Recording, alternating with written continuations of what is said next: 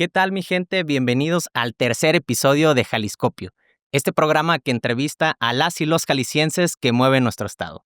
El día de hoy tenemos a un invitado muy especial, a un juez, quien nos platicará el proceso actual que estamos llevando para la elección de jueces y magistrados. ¿Alguna vez te has preguntado quiénes son los que imparten justicia en nuestro estado? Bueno, quédate en este episodio y sabrás quién los elige y qué es lo que hacen. Le damos la cordial bienvenida a Juan Hernández, actual juez del estado de Jalisco, quien nos congratula con su presencia y quien creo que nos podrá explicar como un amigo qué es lo que está pasando en el estado de Jalisco con este proceso que creo es muy importante, que creo que muchos de los jaliscienses deberían de echarse un buen clavado y en una plática amena con confianza poder desahogar las dudas que se tienen sobre la elección de jueces y magistrados aquí en Jalisco. Bienvenido, amigo Juan. Esta es tu casa, tu programa. Muchas gracias, José Luis. Te agradezco antes que nada la invitación a Jaliscopio, el poder participar y poder dialogar con quienes hoy son parte de tu auditorio. Y también felicitarte por este esfuerzo que estás haciendo con este programa, este podcast, que hoy es la manera en la que los jóvenes y las personas se comunican de una manera más cercana, más directa y que nos permiten a todos tener como los temas de interés de los cuales queremos conocer de una manera más directa, de primera mano y con un esquema muy transparente. Te quiero felicitar por ese esfuerzo y agradecerte que de verdad me honra mucho el estar aquí y tener la invitación que me hiciste. Estás en tu casa, amigo. Y pues bueno, para no hacer mucho trasfondo y entrar directo en materia, porque creo que el tiempo apremia en un proceso actual, ya corriendo de elección de jueces y magistrados, me gustaría preguntarte, pues lo básico, ¿verdad? Tú actualmente eres un juez del estado de Jalisco y conoces el proceso, y pues, ¿quién mejor nos pudiera explicar qué es un juez o un magistrado en términos simples? Bueno, primero que nada, quisiera, atendiendo el modelo de tu programa, el quitar a lo mejor los formalismos o las partes muy técnicas y poder hablar desde una manera más sencilla y poder comunicarnos con tu auditorio. Como todos sabemos o como la mayoría de las personas tienen conocimiento, la República está representada con tres poderes. Uno de ellos es el Poder Ejecutivo, que lo representa la Presidenta de la República. Otro, el Poder Legislativo, que lo representa en el ambiente federal, la Cámara de Senadores y el Congreso del Estado, que en conjunto establecen lo que es el Congreso de la Unión. Y como un tercero, el Poder Judicial. Al final del día, está representado por la Suprema Corte de Justicia de la Nación y distribuye o relega esa potestad jurídica o judicial que ostenta a través de magistrados, jueces de distrito y a su vez en el ámbito local, pues en este caso a lo que son el Supremo Tribunal de Justicia del Estado de Jalisco y donde están los magistrados y los jueces, en este caso como un servidor.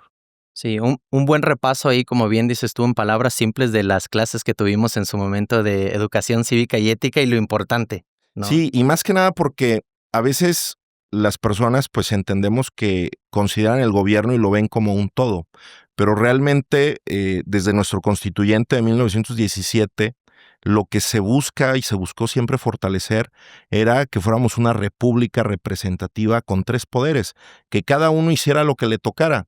En este caso, a lo que le corresponde al Poder Judicial, pues es la impartición de justicia. Y para ello, como lo habíamos manifestado hace un momento, se da en dos fases. Una, la parte federal, que le corresponde a la Suprema Corte de Justicia de la Nación, como el ente directo y encargado de esa potestad que le brinda el Estado para defender los intereses de los ciudadanos.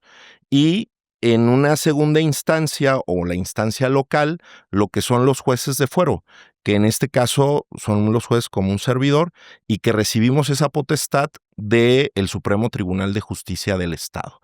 Es decir, la ley nos dota de lo que se llama un imperium del Estado, que es lo que los romanos en aquel tiempo daban a las personas que elegía el soberano a efectos de que fueran los encargados de impartir la justicia o mejor dicho, de darle a cada quien lo que le correspondía en esa representación del Estado y que hubiera un pacto social o que hubiera un estado de, ¿cómo decirlo? Pues sí, un estado de justicia donde cada persona estuviera representada por el gobierno que tenía, ¿no?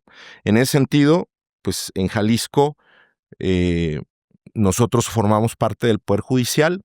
En este caso, sí es importante aclarar que el Poder Judicial del Estado de Jalisco en la fase local no estaremos entrando en la elección, únicamente estarán compitiendo a cargos de carácter federal en la elección que se llevará a cabo el día 1 de junio. Y bueno, esto trae una historia que tendremos que platicar más adelante y detallarlo para que nuestro auditorio que hoy nos escucha y que nos acompaña pueda entenderlo de una manera como más digerible, porque de pronto es tanta información que creo que en algunos momentos la gente se pierde. Hoy ven las redes abarrotadas de candidatos a magistrados, a jueces, y creo que no todos tienen claridad de por quién deben de votar, cómo deben de votar y cuál es la manera en la cual deben de participar los ciudadanos. Creo que es muy valioso este espacio que hoy generas que nos permitiría llegar a ese punto. Sí, y qué importante punto das porque actualmente se está viendo un extrañamiento de la ciudadanía porque en realidad hay mucho, como dices tú, de información que hace falta digerir, que este es un esfuerzo justamente pues para poderlo poner en términos simples.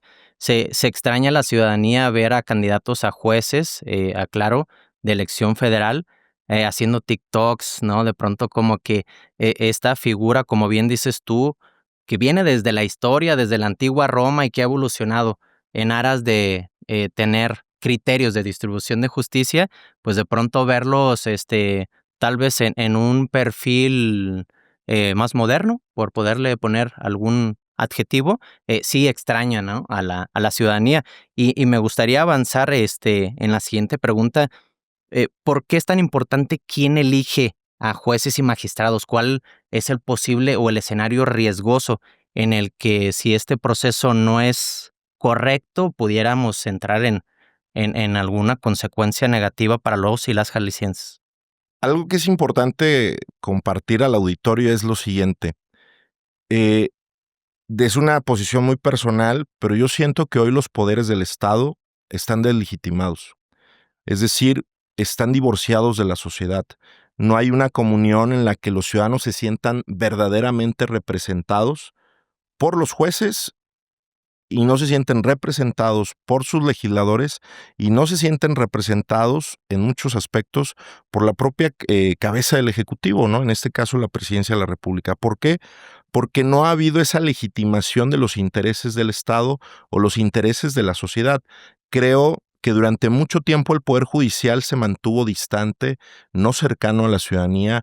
Creo que generó un esfuerzo importante en generar ese vínculo para que todos los ciudadanos pudieran acceder a la justicia, pero en esa lógica creo que nos ha faltado una mayor penetración en las esferas de la sociedad donde la gente pueda saber cómo puede allegarse a los medios de justicia. Es decir, sé que si yo quiero pretender ejercer algún derecho, lo primero que tengo que tener es un buen abogado, ¿no?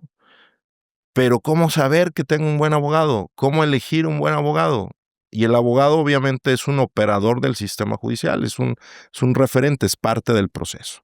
Dos, en los casos del tipo penal, un factor importantísimo es el agente del Ministerio Público, ¿no? Que depende del Ejecutivo y que en ese caso es otro elemento muy importante, la integración de los elementos constitutivos del delito para que puedan llegarse a la consumación de la sanción. Si no hay una carpeta bien integrada, difícilmente el juez, en el momento en que se le pongan a su vista, va a poder generar una sentencia o un proceso conforme a derecho en el cual tenga todos los elementos de prueba para poder llegar a sancionar la conducta que en ese momento se esté solicitando. ¿Cuál es el tema? Que muchas veces esa integración se hace de manera no adecuada, un poco ineficiente, y es cuando el ciudadano queda dolido o doliente de que no se le generó un proceso de impartición de justicia y previo de procuración de justicia de manera rápida, expedita, gratuita. O sea, todos sabemos que algo que los ciudadanos acontecen es que entrar a un proceso judicial son procesos largos y son procesos costosos. Cuando en muchos casos realmente la historia es completamente distinta. Así como hay jueces que no han cumplido con esa potestad que el Estado les ha dado, que no han cumplido con esa vocación. Permito decir que también hay jueces que han generado y que siguen día a día generando una construcción importantísima del espectro de justicia en nuestro estado y en el país.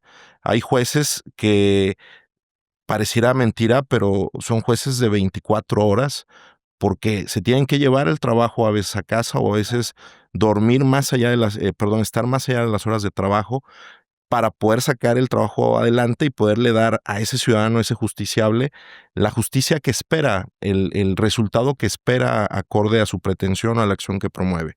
En ese sentido, también quiero compartirte que algo que yo veo en esa divorcio, en esa disolución que hay sociedad y Estado, es que hay fallas en el sistema judicial que no todas son atribuibles a los jueces. Y una que yo veo muy importante es desde los propios abogados, desde los propios clientes, que falta una tremenda legitimación del proceso, es decir, falta que haya una integridad en el proceso cuando ellos lo plantean. En palabras más sencillas, es falta que haya honestidad en los procesos. Es decir, que nos conduzcamos con verdad como verdaderamente los hechos acontecieron y no que le llevemos al juez una estructura o una petición o una denuncia en la cual hay una serie de hechos que están siendo formulados para buscar generar un beneficio propio. Claro. Cuando vemos que en otros países como en Estados Unidos, el mentir obviamente es algo súper sancionado. ¿Qué le permite eso al juez?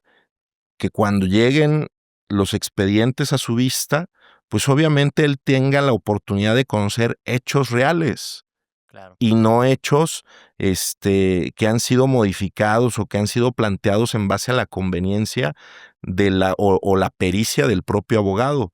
Y otro tema es que a veces a quienes les asiste el derecho tienen la desfortuna de contar con una mala representación a través de sus abogados y eso conlleva a que cuando el juez mismo tiene a la vista dicho expediente, pues la falta de pericia se hace ver y obviamente no le va a favorecer, aunque le asista el derecho.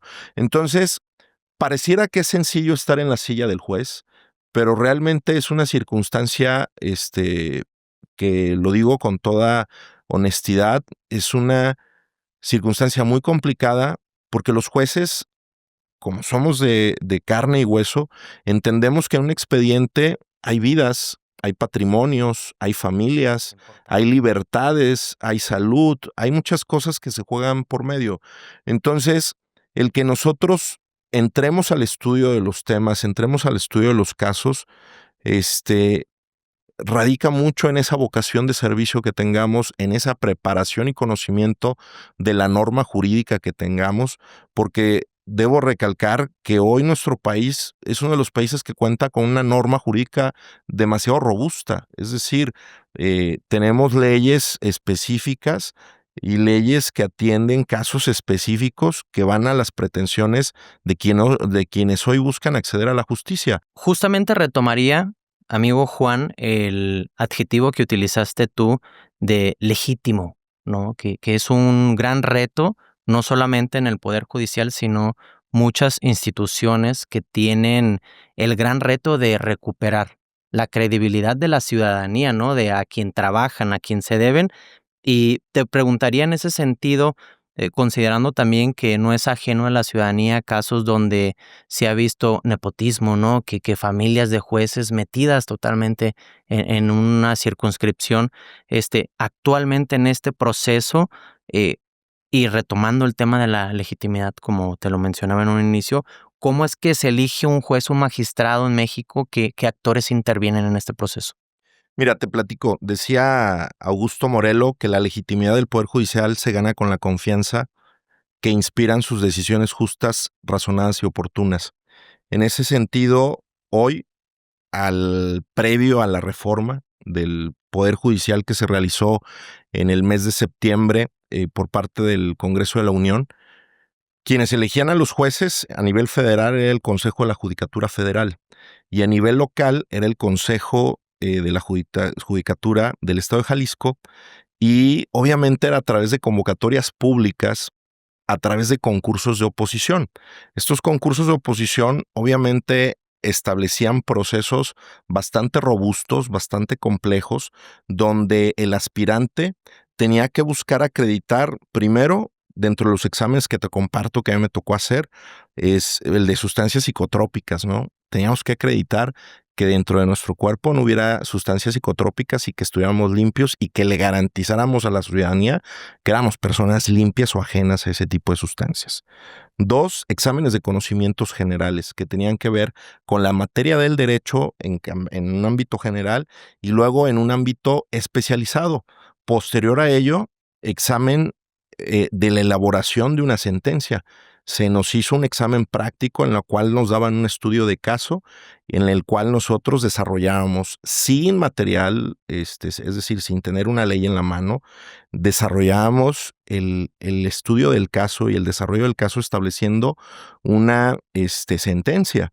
Entonces, pareciera algo sencillo, pero de pronto es complicado porque no es lo mismo que tengas la norma en la mano y puedas consultarla a que te enfrentes a ese reto de establecer con los conocimientos que tienes, con los que has adquirido al paso del tiempo, y establecer todo el desarrollo de una sentencia con todos sus elementos para poder determinar que efectivamente tienes la capacidad de poder estar al frente de ese puesto. Posteriormente, fue una entrevista en la cual se evalúan temas que tienen que ver con la capacidad de accionar del aspirante, en la cual nos preguntaban temas que tenían que ver con razonamientos jurídicos, de cómo nosotros conocíamos el derecho, de cómo lo aplicábamos, de cuál era la perspectiva del pensamiento.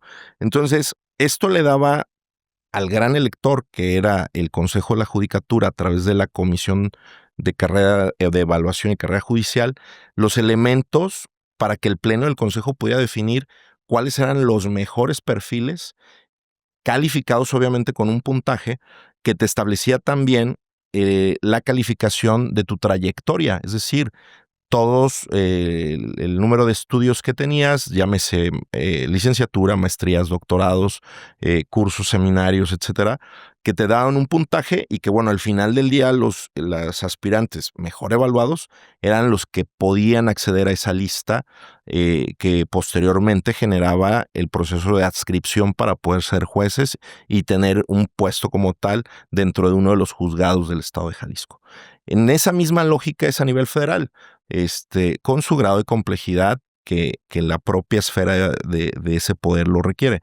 Pero va en esa lógica. Hoy ha cambiado completamente el panorama y de transitar un proceso donde se verificaba la capacidad técnica, jurídica y de habilidades del aspirante. O sea, te puedo compartir que cuando, por ejemplo, en la lista en la cual yo quedé electo juez, éramos un promedio de 600 aspirantes y quedamos 25 en ese listado. Eso te da un panorama de cómo es el tema de la competencia y cómo al final del día el Consejo de la Judicatura tutelaba que quedaran los mejores. Claro. En esa lógica, hoy, con la reforma judicial, lo digo con mucha tristeza, creo que se perdió el rumbo de lo que tenía que hacerse. Para mí creo que sí era importante hacer una reforma estructural a nivel nacional y que obviamente esta viniera también con los estados, pero donde se atendiera de manera seria, ¿no? Donde se atendiera verdaderamente una transformación del Poder Judicial y no solamente vista desde una revancha. ¿Y por qué digo desde una revancha? Vámonos un poquito a cómo fue el proceso de la reforma y Esta se da a través de la reforma que presenta, la propuesta de reforma que se presenta el Ejecutivo por medio del presidente Andrés Manuel en febrero del año pasado. Sí. ¿La presenta en qué ámbito? O en un ámbito de revancha, porque eran los jueces del Poder Judicial de la Federación los que le estaban deteniendo la posibilidad de generar los proyectos que el gobierno de la República tenía como de mayor envergadura. ¿Pero por qué los detenían? Porque estos no estaban cumpliendo con la norma jurídica que establece los procesos de licitación. Como lo hemos visto en los medios públicos, hay muchos procesos del gobierno federal que se han hecho sin licitaciones, se han hecho adjudicaciones directas o no se han hecho atendiendo las leyes que tienen que ver con los proyectos de asociación público-privada. En ese sentido, obviamente el juez lo que tenía que advertir era que se estaba violentando la norma y suspendía la consecución de esos proyectos a efectos de que no hubiera un daño al erario público, que no hubiera un daño a la nación. Eso generó la molestia y en manera de revancha es que se viene esta reforma. Y se viene con una serie de reformas que todos los mexicanos la vivimos, como fue el tratar de desaparecer el Instituto Nacional Electoral, el Instituto de Transparencia, que bueno, hoy ese sí ha desaparecido, así como otros organismos autónomos. Pero poniéndonos en ese contexto, se hace en esa contienda, le detienen el proceso, obviamente no tenían mayoría, y al no ser una reforma viable, porque no estaba bien planteada, no estaba bien fundamentada, pues obviamente se queda congelada como una iniciativa del Ejecutivo en la Cámara de Diputados. Acto seguido viene el proceso electoral del mes de junio, donde obtiene el Congreso de la Unión una mayoría aplanadora del partido en el poder y en la cual, en un ánimo de revancha, se genera el paso sin ver de la aprobación de la reforma. ¿Y por qué lo digo de esta manera? Porque lo hicieron de manera muy atropellada, de una manera muy desasiada. Creo que al final del día hoy son hechos públicos el cómo se secuestró la libertad de la votación del proceso a través de los grupos parlamentarios en la toma de senadores para que votaran o fueran cooptados a favor de esta reforma. Y vimos en un escenario muy trágico cómo se estuvo llevando la votación en sedes alternas, donde no había un control de la votación, donde no había una certeza de quiénes estaban votando, y donde al final del día se hace el conocimiento público que se toma a un senador del PAN, para poder tener mayoría, que era el senador Yunes, y es como toda la mayoría, llega primero a votar el papá, luego hace el que era su suplente, y luego en la siguiente votación llega el hijo y hace la votación. Hechos inéditos que no se habían visto en el Senado de la República y que, visto desde una perspectiva de si verdad queremos transformar el Poder Judicial, creo que la presidenta tuvo la oportunidad de hacer un proceso histórico en favor de la nación, en favor del poder judicial, en favor de la impartición de la justicia y en favor de esa deuda que tiene el país de generar un poder judicial más cercano, más pendiente de la sociedad, en el cual se garantice el acceso a la justicia a todos. Tenemos una constitución que es benevolente, que es muy, llamémoslo, afortunada, porque ella nos reconoce a todos los mexicanos por igual, ante la ley y ante las instituciones. Entonces, en esa parte tenemos una deuda histórica en la cual tenía que haberse dado la voz a los pueblos indígenas, se tenía que dar a los pueblos, a las minorías, se tenía que haber dado la voz a las fracciones de los partidos políticos que representan parte de la sociedad, se tenía que haber dado la voz a los colegios de abogados, se tenía que haber dado la voz a los jueces de los estados, que son los que vivimos día a día junto con los jueces federales, lo que acontece en la impartición de justicia. Creo que generar una reforma sin escuchar, al final del día, sí es una reforma, pero no es una reforma que está legitimada. Claro. Y eso lo vemos traducido hoy en un proceso que fue arrebatado, como lo veníamos platicando, continuando la historia en esa votación del Senado.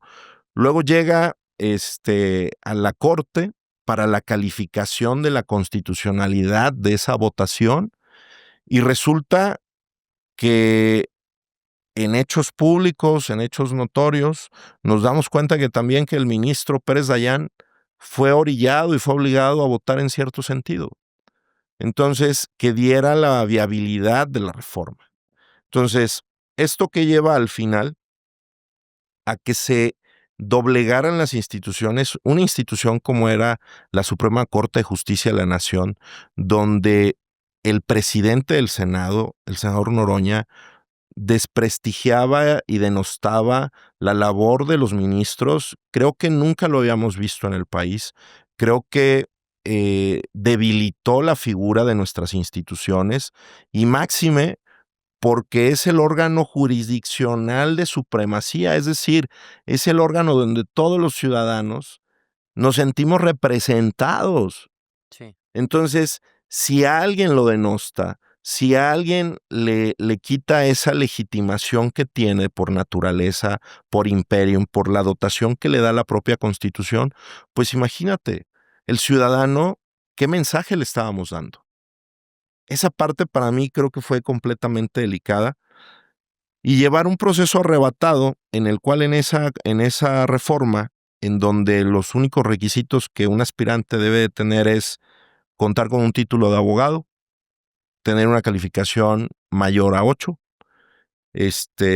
contar con 5 cartas de recomendación de amigos o vecinos y tener un determinado tiempo de residencia, dependiendo del cargo que vayan a buscar, en la zona por la cual buscan ser elegidos. A eso se limita. Creo que lo vimos, no hubo una verdadera calificación de los perfiles y hoy ese proceso tan arrebatado, tan desasiado, estamos viendo los resultados y tú lo has visto en los medios de comunicación, donde hoy es el mismo Senado, donde hoy es el mismo Instituto Federal Nacional Electoral, el que nos dice que hay candidatos y hay aspirantes vinculados al crimen organizado, cuando era una preocupación de toda la sociedad. O sea, fue algo que se dijo en los supuestos foros, fue algo que se planteó que lo que se estaba haciendo no era adecuado. ¿Por qué? Porque le estábamos abriendo la puerta desde esa reforma en la forma que fue planteada al crimen organizado para que enquistara a sus operadores en esos espacios. Y hoy el tiempo le da la razón a la sociedad, hoy el tiempo le da la razón a aquellas voces que hicieron ver, en este caso a las autoridades del Congreso de la Unión y del Senado, diciéndoles que había un riesgo latente de exponer este proceso a dejarlo en manos cercanas al crimen organizado. Y la propia presidenta lo acaba de decir hace unos días, que se tiene que actuar para retirar de la contienda a quienes tienen vínculos con el crimen organizado. Pero entonces, ¿qué hizo el Senado? Pero entonces, ¿qué hizo el Poder Judicial? Pero entonces, ¿qué hizo la Presidencia de la República en los filtros de la selección de idoneidad de esos aspirantes? Recordemos que, déjame ver una numeralia, que en esta elección se registraron 24,380 aspirantes. De esos 24,380 aspirantes que eran del Poder Judicial, del Congreso de la Unión. ¿Eso sería en Jalisco o no, a nivel nacional? a nivel nacional? Recordemos que esta es una elección únicamente que data para el Poder Judicial Federal. Okay. Y del Poder Ejecutivo, quienes establecieron sus comités de selección, en ese sentido, terminan generando un filtrado donde quedan al final 3,422 personas candidatas, que son las idóneas, que son las mejores para representar. La pregunta es, entonces, esos aspirantes que hoy están siendo denunciados como partes o integrantes del crimen organizado, o que tienen un vínculo con el crimen organizado, o que tienen antecedentes penales, La pregunta es, ¿qué hicieron entonces los comités de selección? Que no fueron cuidadosos de en verdad llevar a la ciudadanía los mejores perfiles. La pregunta es si hoy tú como ciudadano tienes la certeza de que los aspirantes por los cuales vas a votar o es tu derecho poder votar, que no los conoces y no los has podido conocer porque ni siquiera han ido a tocar tu puerta. Y que estamos a un mes más o menos de la elección. Estamos un mes y que los estamos viendo únicamente en TikTok. La pregunta es si son los idóneos. La pregunta es si tienen las credenciales y el conocimiento para llevar a cabo un cargo de esa envergadura. ¿Por qué? Porque el primer síntoma de corrupción que puede ejercer un funcionario es ejercer un cargo para el cual no está preparado. Entonces, en esa lógica, lo que tenemos claridad es que hay 881 puestos en disputa para 3,422 aspirantes. Y entre ellos tenemos al magistrado Chicharrón y tenemos a Dora la transformadora, que de verdad creo que si ese es el perfil idóneo con las personas que tienen las capacidades necesarias para desempeñar de manera correcta, de manera vocacional, la función jurisdiccional y la impartición de justicia, creo que le vamos a quedar a deber a los ciudadanos. Creo que estamos caminando a una elección donde posiblemente vamos a fracasar, donde eh, hay una serie de temas que están en la mesa hoy en día que nos están haciendo ver con focos rojos el que no se está tratando de una elección seria, de verdad, de un país democrático. O sea, México ha sido un país que se ha caracterizado por tener elecciones transparentes desde la creación del Instituto Federal Electoral o Instituto Nacional Electoral. O sea, generamos un modelo de credibilidad democrático donde los países nos veían como un país ejemplo. ¿Por qué? Porque los ciudadanos organizaban sus elecciones. Eran los ciudadanos quienes podían llevar a cabo a través de un método de identificación donde venía su foto, la participación activa para votar y elegir a sus funcionarios y a sus representantes. Pero hoy la presidenta del Instituto Nacional Electoral hace unos días nos dice que los resultados electorales no se podrán conocer el mismo día de la elección, que tendrán que ser 10 días posteriores. La presidenta del Instituto Nacional Electoral nos hace saber que los ciudadanos no contarán los votos. Nos hace saber que estos cajas donde estarán los votos hechos por la ciudadanía se llevarán a las juntas distritales. Hecho inédito.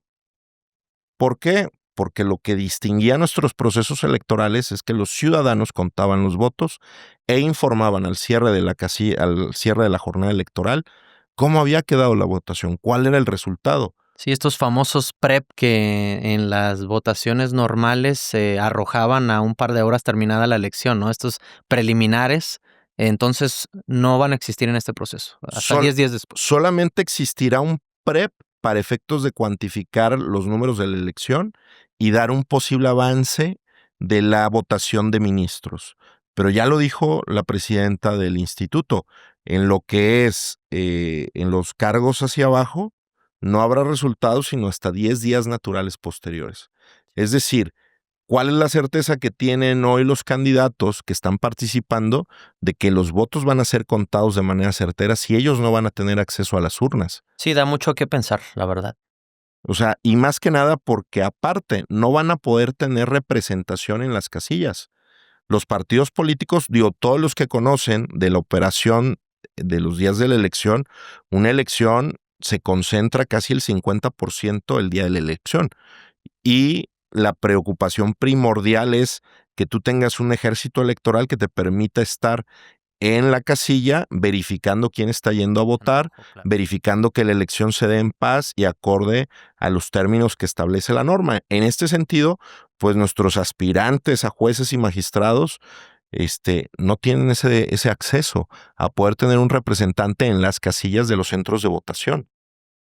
Sí, y qué delicados aspectos estamos tocando en este Jaliscopio sobre la elección de jueces y magistrados, retomando que estamos en una batalla entre los perfiles populares y los calificados, al menos así lo entiendo, que la ciudadanía tal vez no cuenta con los mecanismos para identificarlos claramente al menos, y creo que también hay otro enemigo en esta elección que creo es la apatía, de pronto el motivar a la ciudadanía que se interese en ejercer un voto, en echarle coco y comparar a los mejores perfiles.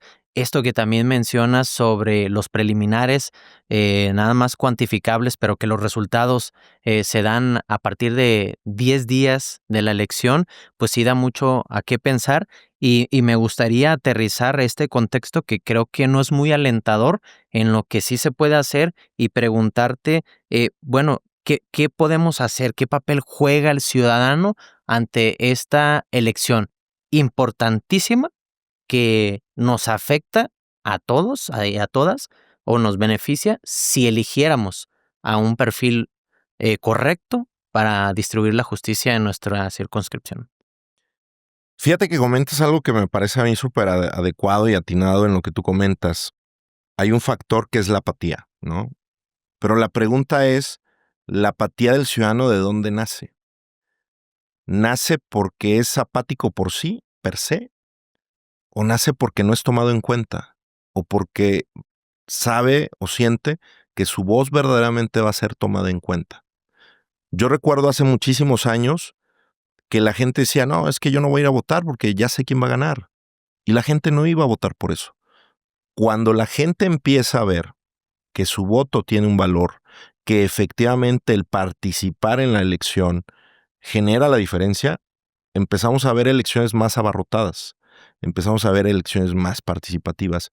Pero lamentablemente hoy los aspirantes y los candidatos no veo yo, y lo digo con mucho respeto a mis compañeros, no veo yo que estén haciendo un esfuerzo por conquistar a la ciudadanía, por hacerle ver la trascendencia que tiene esta elección, de determinar que quienes van a ganar los procesos electorales para elegir jueces y magistrados, así como los demás órganos, son quienes al final del día, el día de mañana, les van a impartir justicia a ellos. Y son con quien, lo ponía yo en un ejemplo, a un taxista hace unos días, porque él me hablaba a favor de la reforma judicial y me decía que él estaba muy contento de que el proceso se iba a dar de esa manera, que no podía votar porque se le hacía una pérdida de tiempo, pero que se le hacía bueno, ¿no? Entonces, yo le preguntaba a él y le hice una pregunta, a ver, yo te quiero consultar algo. Tú, si el día de mañana te enfermaras del corazón, ¿qué te gustaría? ¿Que tú pudieras elegir el médico que te atendiera o que cayeras con el médico que te tocara, ¿no? Porque al final del día así fue. Recordemos que los aspirantes fueron insaculados por una tómbola, ¿no? Sí. Entonces, no fueron los que había, no eran los mejores, sino eran los que salieron en la tómbola, ¿no? Entonces yo le decía, a ver, ¿quieres que te atienda un médico que tú sabes que tiene las credenciales, la especialidad, que ha estudiado muchísimos años la especialidad de cardiología, que tiene una experiencia impresionante porque ha hecho más de 2.500 o 3.000 operaciones, etcétera, y que sus credenciales son aptas? ¿O llegas a la tómbola, sacas un boleto y te asignan a un doctor? Y resulta que ese doctor, sin denostar a ninguna institución, resulta que fue graduado de la Escuela de la Cochera del municipio de Catepec, que hoy es una facultad de Derecho, como hay cientos en nuestro país, y que únicamente concluyó a duras penas esos 3 años, a lo mucho si le va 4 años de carrera, que se graduó y que hoy es parte de una contienda del sistema judicial federal en una elección. Y obviamente, cuando yo le hago esa pregunta, él me dice, no, pues obviamente el cardiólogo que yo elija, el que yo sé que es el más capacitado, porque le estoy poniendo mi vida por medio. Cuando él me hace esa reflexión, yo le digo, bueno, pues te doy una noticia. El día de mañana, que tu patrimonio esté en juego, que tu libertad esté en juego, no vas a poder elegir al que tú querías. Vas a elegir al que la tómbola te indicó. ¿Por qué? Porque así se diseñó la reforma judicial. Y esa es la parte en la que yo creo que se equivocaron. ¿Por qué? Porque la tómbola no garantiza de entrada un trato humano a quienes aspiran. O sea, creo que vulnera y rompe los derechos humanos de cualquier aspirante. 2, creo que rompe el esquema de la determinación objetiva de los mejores perfiles. O sea, no hay una calificación cualitativa en una tómbola. Cuando si se hubieran generado otro tipo de procedimientos, pudiera haber sido mejor. Entonces, la pregunta es, ¿cuál es el tipo de justicia a la que vamos a aspirar? La respuesta la tiene TikTok. Esos van a ser nuestros jueces y esos van a ser nuestros magistrados. Afortunadamente no todos son de ese tipo, afortunadamente no todos traen ese perfil. Ojalá que la ciudadanía, a partir de hoy que nos escuchan y en el momento en que se vaya acercando la elección, se den la oportunidad de conocer quiénes son los candidatos y los aspirantes a jueces y magistrados que están en sus distritos judiciales, porque hoy se le llaman distritos judiciales, son diferentes a los que tienen que ver con la elección de diputados, presidentes municipales y presidencia de la República, son diferentes, tienen una conformación distinta, y sí es importante que se preocupen por conocerlos, por cuestionarlos, por saber quiénes son, por conocer su trayectoria, por conocer su integridad. Claro. Lo que hoy más nos adolemos y la mayoría de los mexicanos desvirtúan del Poder Judicial, ¿qué es? ¿Qué es, José Luis? Que hay corrupción, Sí, claro. que no hay jueces probos, que la justicia está cargada. Sí, la impunidad como gran reto a resolver en todas las áreas de nuestro país, ¿no? De nuestro estado Y también. que obviamente hay jueces que no han cumplido de manera proba con esa potestad que tuvieron del Estado, con esa oportunidad impresionante, porque la verdad lo digo con mucho corazón, ser juez no es un trabajo, no es un empleo, es una vocación. Impartir justicia y poder tener ese imperium que nos dota el Estado para poder representarlo y crear derecho, impartir justicia, verdaderamente es un privilegio, pero no un privilegio entendido desde las componendas del poder. Un privilegio para poder servir a la gente, para poder ser un motor de cohesión social, de construcción del tejido social. Eso es lo que toca el reto a los nuevos jueces y a quienes estamos. Yo soy un juez que viene en una camada diferente de cuando llegué a mi adscripción, veo las cosas de manera diferente. ¿En qué sentido? En que hoy los jueces tenemos que ser cercanos a los ciudadanos. Y ser cercanos no implica el cargarnos a su favor de un lado u otro y ser inequitativos. No, se trata de escucharlos y brindar el acceso a la justicia, que se puedan sentir representados con un órgano imparcial, íntegro y honesto. O sea, que tú cuando vayas al juzgado y veas al juez, el juez te transmita esa representación del poder, esa representación de la institución Claro. que te va a garantizar la justicia, la integridad de un proceso imparcial, de un proceso donde se resguarde la Constitución y donde se tutelen los derechos de las partes, para que al final del día la sentencia que ese juez resuelva sea acorde a las características que la norma estableció para darle a esa persona la tutela de su derecho. Entonces, yo honestamente creo que hay muchas más cosas que se tienen que hacer para poder llegar a ese estado ideal, a esa transformación del Poder Judicial.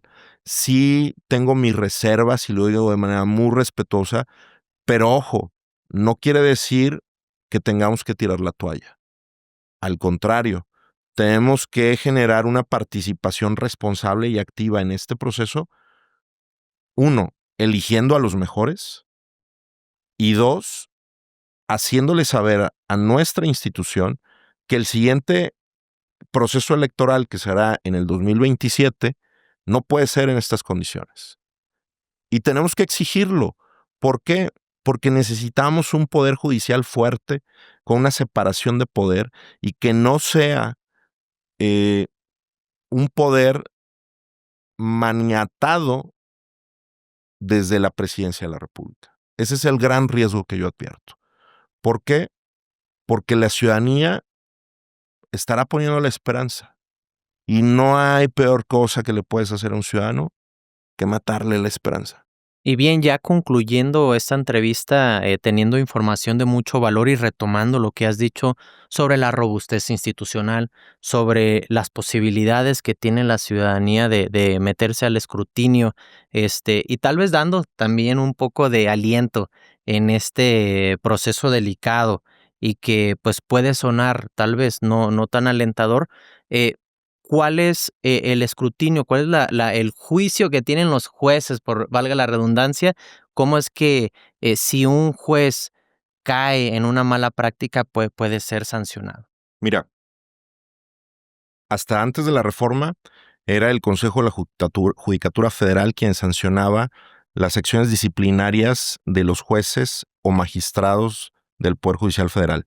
Y el Consejo de la Judicatura a nivel local, pues los jueces y magistrados, perdón, los jueces locales. Hoy, en esa transformación, se elimina el Consejo de la Judicatura Federal y se crean 2 organismos. Uno de ellos, el encargado de sancionar este tipo de actitudes o acciones, que es el Tribunal de Justicia Judicial. Ese va a ser el ente o el órgano sancionador de ese tema. Debo decirte que en esa parte se ha hecho un esfuerzo importante por parte de lo que era el Consejo de la Judicatura. Tan así es que, por ejemplo, en el año 2019 se tuvo la destitución del cargo por parte de la Suprema Corte de Justicia de la Nación de lo que era el magistrado Isidro Abelar Gutiérrez, quien fue separado del cargo y detenido porque no pudo acreditar algunos montos que tenía en recurso, y que se le comprobaron vínculos con cárteles del crimen organizado. Entonces fue destituido. ¿Y eso qué te permite ver? Uno, pues que efectivamente no hay impunidad, que efectivamente sí se sanciona a los malos jueces.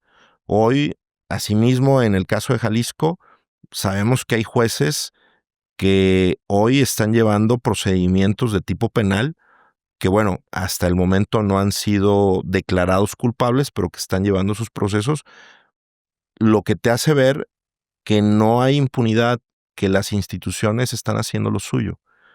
Pero hoy el reto es conocer si ese Tribunal de Justicia Judicial podrá hacer lo mismo. Claro. Pues te agradezco mucho la información. Creo que nos llevamos una gran tarea todas las y los jaliscienses de meternos, de participar. Bien dices tú, sí hay una participación importante en la ciudadanía en revisar, pues quiénes serán los mejores perfiles, no precisamente los más populares, revisando todo esto importante que dices sobre las capacidades, no nada más un 8, sino tal vez buscar el mejor perfil. Si de preferencia puede tener 10, pues qué mejor, ¿verdad? Y ya valdrá la pena que cada uno en sus casas pues revisen cuál es el mejor perfil. Para concluir ya la última pregunta que teníamos planeada aquí, me gustaría preguntarte, pues hay muchas personas también, estudiantes o litigantes que se encuentran en el medio que sueñan con ser jueces. ¿Tú qué les recomendarías? ¿Qué camino deberían de seguir si quisieran hacer carrera para llegar a ser juez o magistrado? Fíjate que les aconsejaría algo muy, muy sencillo. El primero es que escuchen su corazón y adopten como vocación con gran pasión esta carrera, porque sin duda la mayor satisfacción con la que regresas todos los días a casa es con la satisfacción del deber cumplido. Voy a compartirte algo muy personal. Yo todos los días que voy camino al juzgado, pues, voy manejando y le doy gracias a Dios por el día que inicio. Y en esa parte donde le doy las gracias, me encomiendo justamente a que me permita que las sentencias que emita ese día sean justas, que me permita ser un hombre justo, que me permita ese don y esa potestad con la que el Estado me ha dado, como decían en la película Spider-Man, a un gran poder es una responsabilidad. En ese sentido, siempre le pido a Dios que me dé esa sabiduría de poder generar con justicia cada una de las sentencias que dicto. Y en esa lógica, decirles a los jóvenes, a quienes hoy nos están escuchando, a quienes quieren visualizarse o se ven como jueces, como magistrados, y que están pensando en participar en el siguiente proceso electoral, que están pensando inclusive iniciar a lo mejor participando en la facultad a efectos de estudiar la carrera de abogado, decirles que sin duda alguna esta es la más bonita de las carreras y es la más benevolente profesión que pueden tener, porque de verdad yo en lo personal no juzgo expedientes, sino valoro las personas, las circunstancias y los casos que se llevan para efectos de poderles dotar de justicia. Entonces, en esa lógica te quiero decir que, como lo reiteré hace un momento, o sea, irte a casa y poder dormir con la conciencia recta y limpia y la satisfacción del deber cumplido, ese es el mejor pago que puedes tener, y eso es lo que yo les diría a quienes hoy nos escuchan, que esa debe ser la aspiración que les mueva y de verdad ser un factor de transformación en su entorno, y que el día de mañana, como hoy trato de hacerlo yo todos los días, volteen a ver a su hija o a sus hijos a los ojos y que vean el orgullo que ellos sienten de que efectivamente ven ustedes hombres probos o mujeres probas, hombres y mujeres, jueces y juezas, que verdaderamente luchan todos los días por transformar el Estado y el país que tenemos, ¿no? Bien, pues te agradezco todo la información que nos comparte. Estoy seguro que la ciudadanía jalisciense le encontrará mucho sentido y más porque la elección está activa. Creo que estos elementos que mencionaste, estos criterios a revisar en los perfiles, pues nos viene a bien a aumentar la reflexión y a elegir mejores perfiles. Y ya para concluir, me gustaría jugármela con una pregunta que no venía planteada aquí, pensando también que detrás de un funcionario público, en este caso detrás de un juez, hay una persona. Si todo Jalisco estuviera viendo al cielo y pudieras escribir un mensaje, ¿qué sería, amigo? Les escribiría lo que decía Jean Denelou, que decía que el mundo pertenece a quienes quieren conquistarlo. Y de verdad, yo creo que hoy todos tenemos la oportunidad de transformar y de luchar por nuestros sueños. No hay ninguna meta que no pueda ser alcanzable, no hay ningún proyecto que no pueda ser realizable. Y lo digo porque el sueño de cualquier abogado es ser juez, Claro. o es estar al frente de un órgano jurisdiccional. Yo tengo la fortuna de haberlo logrado gracias a la oportunidad que la vida me dio y el apoyo que he tenido siempre de la ciudadanía, de los mentores, de quienes me han acompañado a lo largo del camino. Pero sin duda es eso, el que no decaigan, no siempre se da en el primer momento. Habrá para mucho que triunfar, mucho que fracasar. Nadie puede triunfar sin antes haber fracasado, ¿no? Pues ahí el mensaje, de nueva cuenta agradecerte el espacio, invitarles a todos que sigan este canal de Jaliscopio. Si hubiera alguien que le gustaría ahondar sobre el tema de la elección, ¿hay algún contacto para seguirte, algún lugar para poderte contactar? Sí, claro, mis redes sociales está como Juez Juan Hernández, tanto en Facebook como en Instagram. Ahí con gusto me pueden seguir. Y bueno, banda, les agradecemos muchísimo que hayan llegado hasta el punto final de este episodio, donde abordamos el tema de la elección de jueces y magistrados en el estado de Jalisco.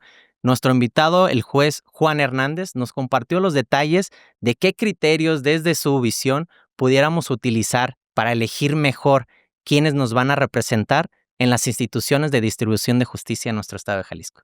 De nueva cuenta, agradecerles a los que nos han acompañado en los anteriores episodios y les invitamos a que nos dejen un comentario, una pregunta, y también pueden contactar a nuestro invitado en las redes sociales que mencionamos en este episodio.